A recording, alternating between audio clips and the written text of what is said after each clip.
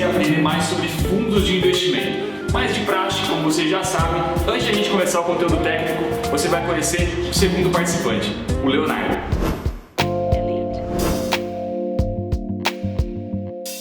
Fala aí pessoal, tudo bem? Meu nome é Leonardo Gomes, tenho 25 anos de idade. Recebi a notícia de que eu preciso tirar a certificação CPA 20, então eu recebi isso como um desafio pessoal e também profissional. Já tinha um conhecimento prévio um pouco aí sobre o mercado financeiro, é uma coisa que eu gosto. É um dos meus hobbies, acompanhar o mercado, ser acionista de algumas empresas.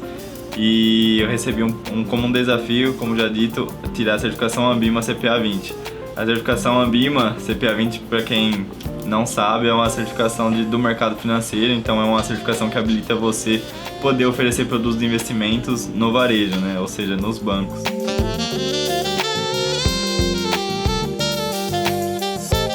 A minha primeira impressão que eu tive dessa certificação é que não seria nada fácil, porque são muitas matérias, mas eu tô tendo todo o suporte da escola CPA Agora e do professor Antônio Walter. Ele simplificou muita coisa para mim que eu achei que ia ser mais complicada, principalmente a metodologia de ensino e também a metodologia de estudos. Então, a metodologia é baseada em pequenas aulas, não fica muito cansativo, eu consigo estudar bem, consigo me dedicar bastante. As aulas são curtas, só que elas são bem específicas e ele tem uma linguagem simples e dinâmica, uma forma fácil de ensinar isso. Logo no início do curso também ele ensina a metodologia e fala a metodologia que vai ser utilizada durante o período de preparação até a jornada da certificação, né? Então eu estou acompanhando toda essa jornada aí, toda essa metodologia dele. Estou estudando aí em média 1 hora, 2 horas por dia. Tem dias que eu não consigo estudar, tem dia que não dá tempo nem de pegar o caderno de questões ou de ir para as aulas. Então, quando eu não consigo estudar durante a semana, eu tento compensar isso no final de semana, no sábado e no domingo. Então eu tenho aí estudado diariamente. Não estou falhando, tenho me dedicado bastante a isso. Tem um grupo de alunos também que é muito legal porque um ajuda o outro ali, então uma dúvida que eu tenho e que eu não entenda muito bem ali, eu tenho com quem buscar essa informação o mais rápido possível. Então se eu assistir uma aula, eu vejo se alguém tem mais essa dúvida e também mando ali no grupo para ver se alguém pode me ajudar. E é incrível como um ajuda o outro ali dentro da comunidade. Minha família tem me apoiado bastante, principalmente a minha noiva. Ela tem sido um pilar aí pra mim, porque quando eu não estudo, ela que pega no meu pé pra estudar. Minha família sabe muito bem do que eu preciso também, então eles têm me apoiado bastante. E não tá faltando incentivo também por parte do professor, então sempre quando eu envio uma dúvida pra ele e ele tá de prontidão ali pra me responder, ele já fala, ó, vamos nessa, hein, pega firme aí que a jornada não é fácil, mas é muito gratificante. E como é uma realização pessoal e profissional, eu creio que isso vai somar muito pra mim, não a curto prazo, mas também a longo prazo, porque tá juntando o útil ao agradável e eu tenho certeza que eu vou me dar bem. Eu tô um pouco ansioso aí, né? A gente já tá nas últimas fases de preparação, a prova tá chegando, o nervosismo começa a aumentar. É aí que entra o papel do suporte que a escola tá dando pra gente também. Ele tenta tranquilizar a gente, ele tenta ajudar a nós mesmos, então eu tô gostando muito da preparação, tenho certeza que eu vou passar nessa prova, eu preciso passar nessa prova e só tenho a agradecer aqui pelo apoio que estão me dando. Obrigado.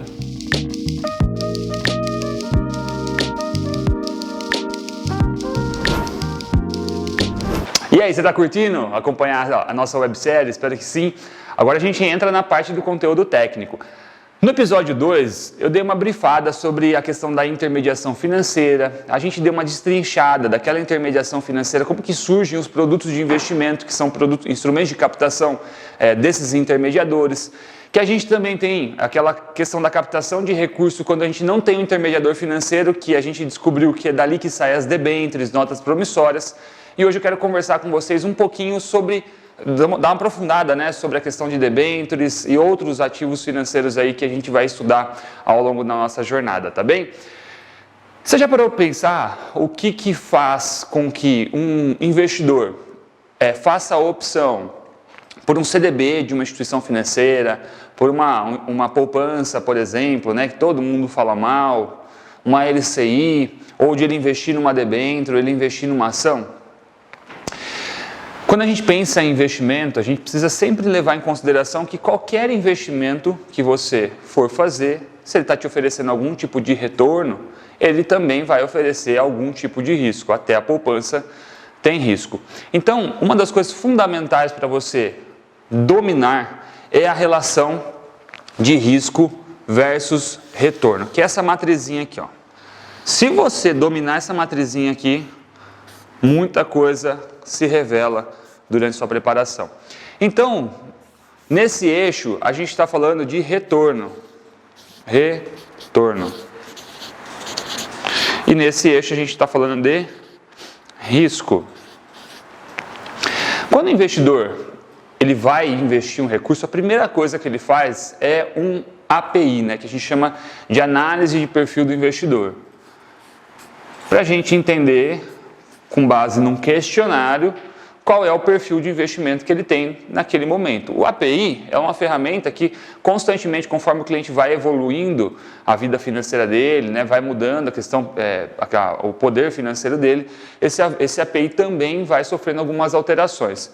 Mas quando a gente vai fazer a opção por qualquer produto de investimento, a gente sempre vai olhar para essa matriz. Se for para um CDB, a gente vai olhar, para uma poupança, a gente vai olhar, para um título público, a gente vai olhar, uma debênture, a gente vai olhar para uma ação também. E aí, como que funciona essa parada aqui? Quando a gente vai investir, a gente pode ou não saber o quanto a gente vai ganhar. Só que mesmo sabendo o quanto a gente pode ganhar, mesmo assim existe um risco. Um exemplo, quando a gente faz a opção, vamos entrar na questão do produto renda fixa, produto renda variável, né? O produto renda fixa, né, produto RF, nós temos duas modalidades, que a gente chama, que são os pré-fixados e os pós-fixados. O pré-fixado, a gente já sabe, no momento da aplicação, o quanto a gente vai efetivamente ganhar no período daquela aplicação.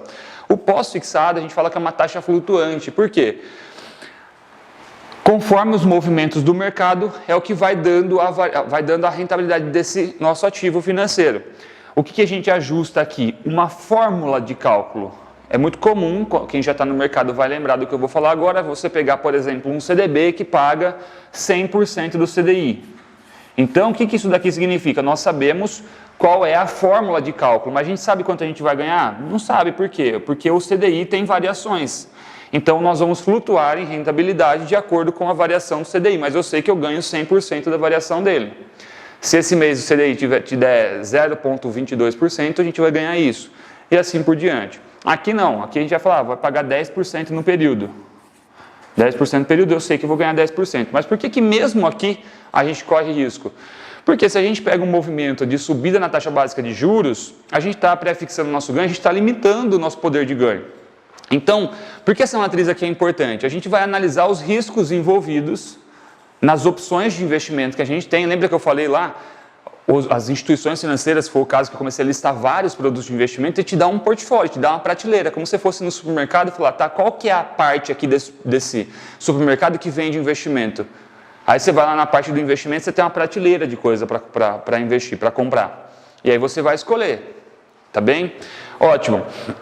Então a gente vai analisar o risco. Vamos colocar aqui que nós vamos pegar dois ativos financeiros. O ativo A, ou melhor, vamos trabalhar com três. O ativo B e o ativo C, tá bem? Bom, e aí aqui a gente já começa a construir a relação de risco versus retorno. Por quê? A gente tem condições com instrumentos, por isso que na prova da CPA 20, prova de CE, a gente já começa a estudar mais forte essa questão de risco, já entrar em ferramentas que conseguem mensurar para a gente isso. Eu vou analisar o seguinte, eu tenho três opções de investimento. Eu estou disposto a correr um certo risco para buscar uma melhor rentabilidade. E aí eu começo a olhar, tá, o investimento A me dá essa unidade de risco. O investimento B me dá essa unidade de risco. E o investimento C me dá essa unidade de risco. Visualmente, qual é que oferece mais risco? É o investimento B. O investimento B oferece mais risco. E há uma tendência que quanto mais risco você assume, maior é o teu potencial, ou deveria ser o teu potencial de retorno, frente a outras opções que você tem de investimento. E aí eu começo a analisar que são opções similares, só que, olha só, B e A me oferecem o mesmo potencial de retorno. Mesmo potencial, mesma unidade de retorno A e B me oferece. Entre A e B, qual é o melhor? Qual é o mais interessante? Obviamente A. Por quê? Para o mesmo retorno, eu corro um risco menor. Tá bem? Agora, entre os três investimentos, se eu estou buscando maior rentabilidade e tolerando determinadas unidades de risco, qual tem a melhor relação de risco versus retorno visualmente aqui? Parece que é o C. Por quê? Para uma unidade muito maior de retorno, fui muito para cima aqui, muito maior de retorno, C oferece uma unidade de risco intermediária entre A e B. Tá vendo aqui, ó? Essa é a unidade de risco de C e essa é a unidade de retorno de C. O que determina esse risco? Várias coisas. O histórico desse ativo, o mercado em si. Então, num movimento desse, você já começa a entender a importância de você fazer gestão de risco dos seus investimentos. Então, quando a gente pensa em você saber analisar um Sharpe, saber analisar um beta, saber o que é desvio padrão, entender o que é risco sistemático e risco não sistemático, tudo isso a gente está olhando justamente para começar a entender sobre risco, porque a gente tem que entender qual que é o tamanho de risco que está assumindo, porque eu tenho que ver se o retorno está sendo compatível. Porque às vezes pode ter outras opções mais interessantes, que valem mais a pena do ponto de vista do investidor. Agora vamos lembrar da última aula que eu falei sobre a debênture, né? A debênture é um instrumento que viabiliza com que empresas emprestem dinheiro de investidores. Quem empresta, em algum momento tem que devolver. Lembra muito disso. Lembra dessa frase, quem empresta, em algum momento tem que devolver. Quem vende, vende posse de algo, que é uma das diferenças entre debêntures e ações. Ações você compra ações, você toma posse dela. Então você não tem que devolver o dinheiro para a companhia, nem a companhia não tem que devolver o dinheiro para você. Entende? Não tem essa obrigação, o dinheiro foi para o caixa dela e acabou. A debênture é diferente. Só que ela vai te remunerar, então aquilo é uma dívida para ela. E para ela ter uma dívida saudável, compatível ao risco que ela realmente oferece para os investidores, ela contrata uma coisinha que a gente chama no mercado aí, que são as agências de classificação de rating. Agências de classificação de rating. Qual que é o trabalho dessas agências? Fazer uma análise, que a gente fala que é a análise fundamentalista que eles fazem, né? Então eles fazem uma análise macroeconômica, vão olhar o setor que aquela companhia está inserida, vão olhar a governança corporativa, aspectos financeiros, vão entender o futuro daquele setor, quais são as perspectivas de futuro daquele setor. Percebe? Para quê? Para analisar qual é o risco que essa companhia oferece de não devolver o dinheiro para os investidores, que a gente chama aquele risco de crédito. É o risco de, no momento de devolver a grana, a companhia não ter o dinheiro para devolver o dinheiro, não ter grana para devolver o recurso de volta.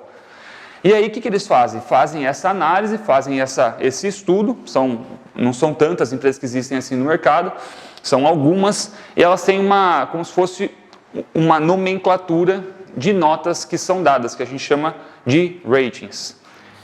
Como que funciona essa nomenclatura? Ela emite uma nota que classifica o risco dessa companhia. Começa com AAA, depois a gente vem descendo para o alfabeto.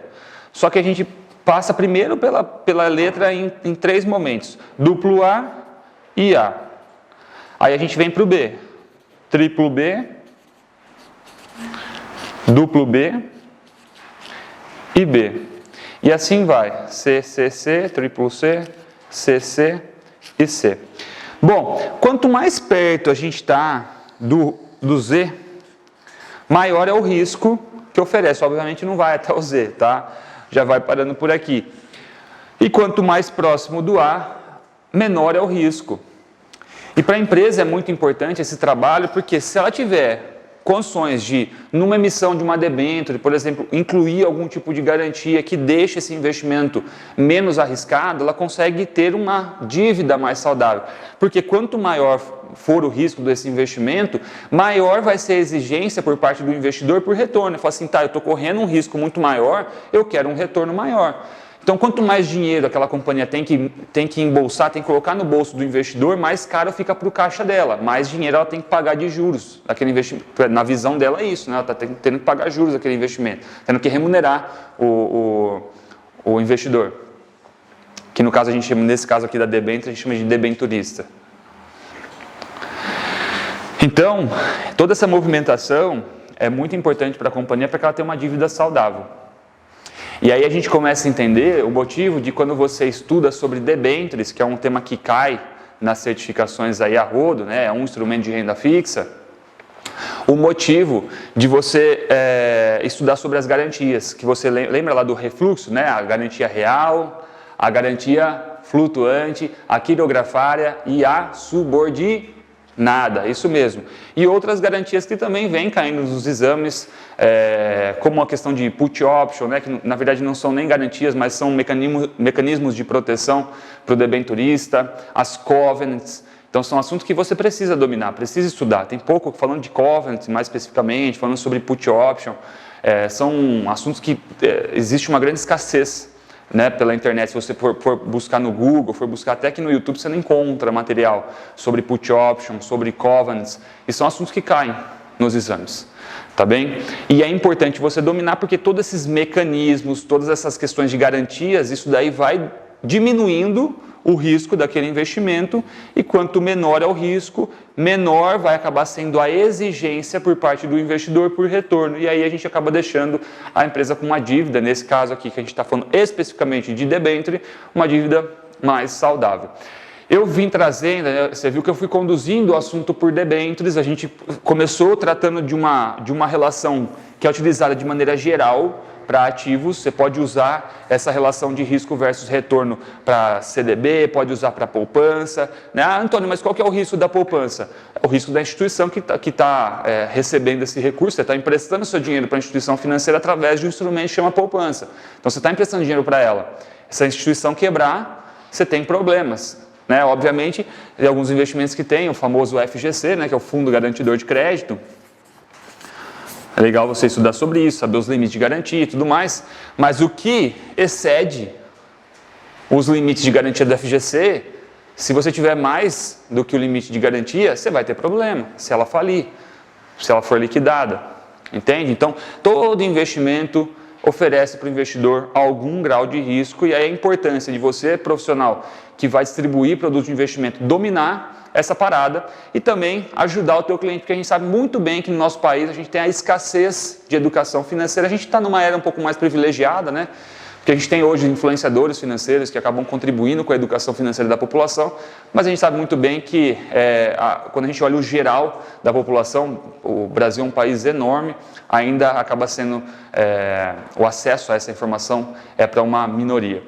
A grande maioria, a grande massa sabe muito pouco sobre investimentos, e você que vai fazer um trabalho honesto, íntegro de distribuição, precisa dominar todos esses assuntos. Então, por isso, não negligencie a sua etapa de preparação, pega ela de verdade para estudar, para aprender, porque não é só tirar o título de certificação, não. É você realmente aprender tudo para ser um profissional diferencial no dia a dia lá na sua agência, tá bem? Espero que você tenha curtido o conteúdo técnico desse nosso episódio do Desafio Ambima, e continue com a gente aí no desafio, acompanhando o terceiro episódio. Um abração e a gente se vê no próximo.